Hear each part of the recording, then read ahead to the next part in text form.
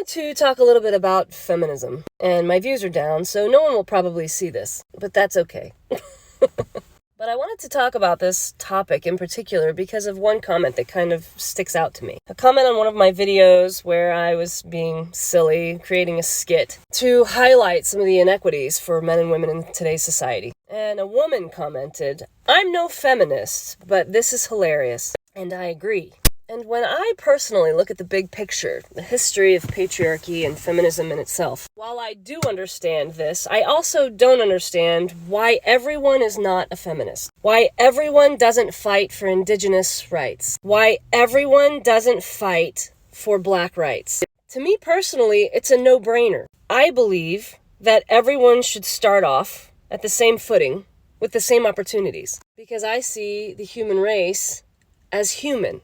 Why would we afford someone rights and not someone else? It seems like a really simple concept to me. But more and more lately, I see these toxic, puny, weak men get into the limelight, reiterating the garbage that women should be in the home, women shouldn't be able to vote. Why did we ever let women in the workplace? Then they hashtag the shit out of feminism is toxic.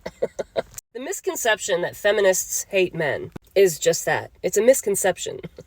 One of the most beautiful things in this world is a man who has accepted his masculinity, is strong in who he is, and has done the emotional and mental labor for himself. Masculinity can be beautiful, but I swear the problem is in our inability to see the big picture. Women have been speaking out in a fight for equal footing for a very long time. Interestingly enough, Plato advocated in his classic Republic that women possess natural capacities equal to men for governing and defending ancient Greece. And this caused the men of ancient Greece to be in an uproar, because at this time, women's access to gold and other goods was restricted. And so women started to speak up, of course arguing that they should have the same access as men. However, a quote by Marcus Cato tells us everything we need to know about why patriarchy exists and why our culture is so toxic. He said, and I quote, "As soon as they being women,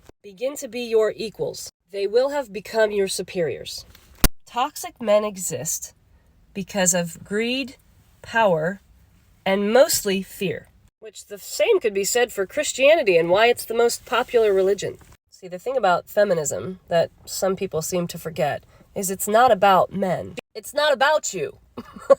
It's about women speaking up and fighting for rights that are already afforded to men. It's not this radical concept. It's the belief that we should all be afforded the same opportunities. How crazy is that?